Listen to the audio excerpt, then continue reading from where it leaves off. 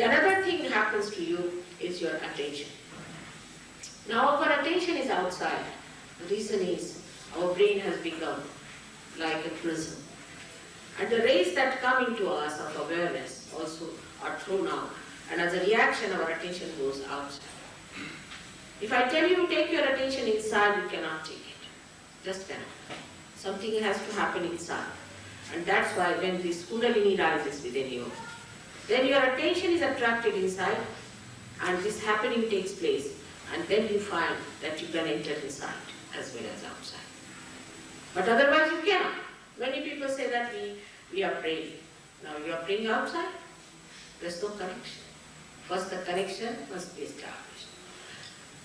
So when your attention is outside, you react to everything. For example, I come and see these flowers, then I react to it, and then I see something, or another thing I see. All the time I'm reacting outside. As a result of all the kind of sensations we get out of our reactions, our attention becomes absolutely disturbed. And we get into a lot of troubles. First of all, our eyes are not steady. They go on hovering from here to there, God knows what we are looking for. The eyes become impure because we start thinking about things. As soon as we see something, we start thinking, and a barrier is created. For example, there's a beautiful piece, something very beautiful you see. And looking at it, if there's a thought, you cannot enjoy it. But if there is no thought, there's pure rapport, pure connection between that beautiful art and yourself, then you just see it and enjoy that joy of the artist which he has poured into it without thinking about it. Otherwise, normally people will think, oh, how many pounds can I save? Or what should I do? Should I purchase it or not? All sorts of nonsensical, flippant, cheap ideas can come into your head. Or could be something higher also, this color is not matched with that and this.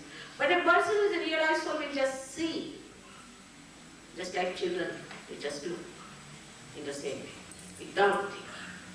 So the first thing that happens to your attention, that the thought subside. Thought is the first problem that has started with ego. And now when the thoughts subside, then you become peaceful. People talk of peace. We should have peace. How can you have peace? It's not possible. It's an impossible situation. You see, we think by thinking, by organizing, by manipulating, we'll have peace. You cannot. You cannot have peace that way. How will you have peace? When the peace is established on your attention. When your attention is peaceful. When you are absolutely without any thoughts, then the peace decides. Now how do you remove the thought from your mind is the problem. Thoughts are all the time in your mind. If you get possessed, you may not have thoughts. But otherwise, which is the other way?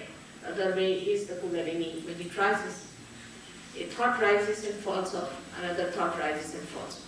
But when the Kundalini rises, then what happens? These thoughts become elongated and start subverting inside. And there is a gap in between. And this gap is the place of our peace. If you achieve that peace, the word peace can be achieved. Peace has to come from the hearts of humans. In the hearts of human beings, peace can be only established when you establish the spirit within you. Its core, where it manifests the bliss of peace. When you start enjoying the bliss of peace, you don't want wars, you don't think of wars. And that is the state where now the human beings have arrived. I will go to that.